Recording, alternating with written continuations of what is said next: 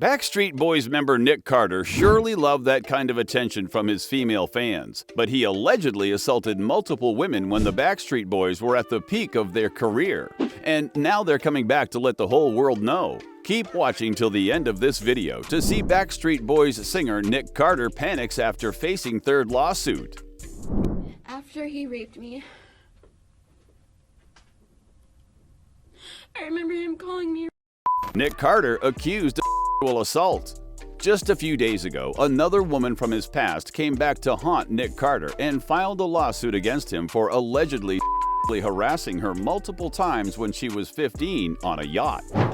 The victim claims it all happened in 2003 when Carter was 23.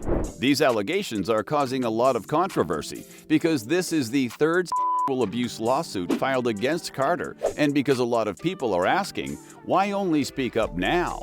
This is a developing story, so there is still a lot more information that might not be available to the public yet. But the victim claims that after her encounter with Carter, she was left traumatized and left to deal with sexually transmitted diseases that she got from the boy band star.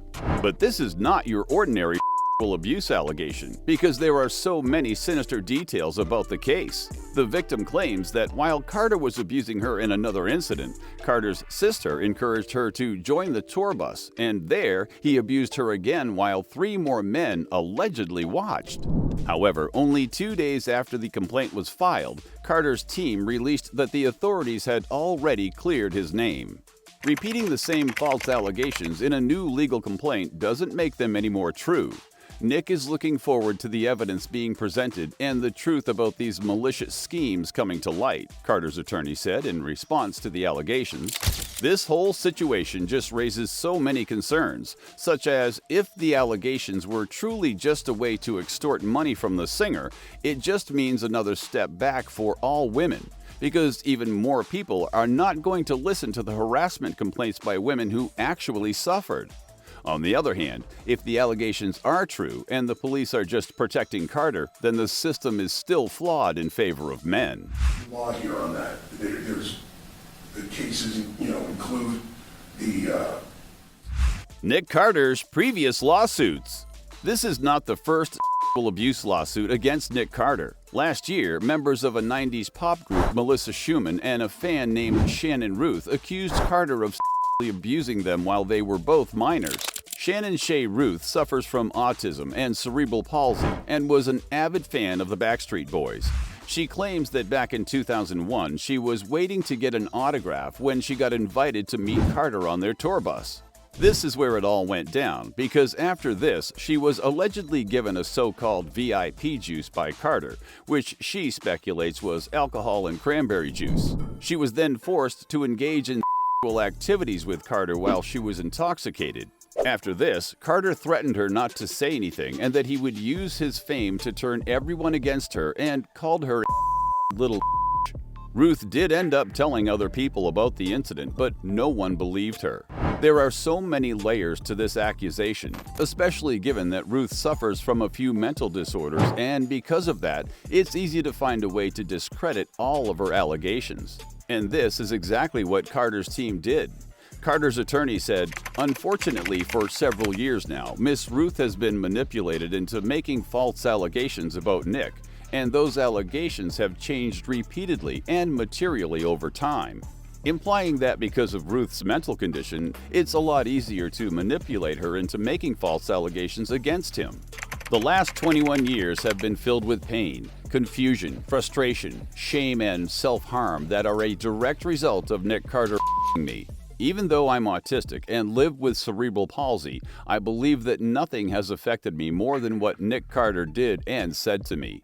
And that's the reason why she came forward, was to stop Carter from abusing vulnerable women again. I felt like I had nowhere to turn, no way to express my emotion, and I truly believe that if I told anyone, I'd go to jail. I struggled with blaming myself because I got on the bus with Nick.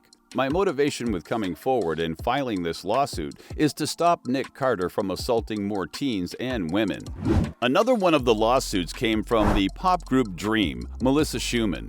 Schuman claims that Carter invited her into his home where they started getting intimate with each other.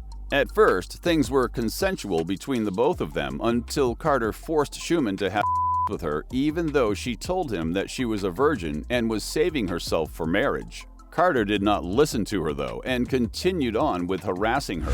Schuman said all of this back in 2017 in her blog post called, "Don't Worry, I Won't Tell Anybody."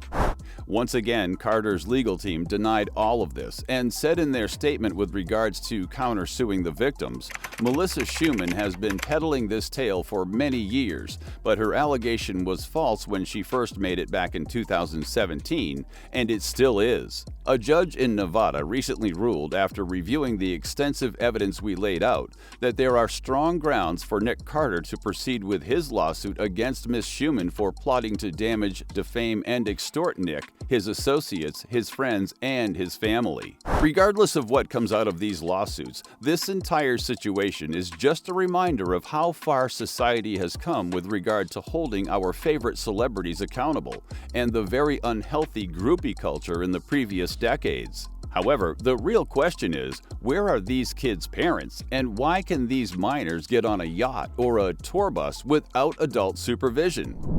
Nick Carter's failed solo career and his extortion claims against the victims. Carter's legal team is countersuing all of the women who are suing him for the intent to defame and vilify Carter and otherwise ruin his reputation for the purposes of garnering attention and fame and/or extorting money from Carter.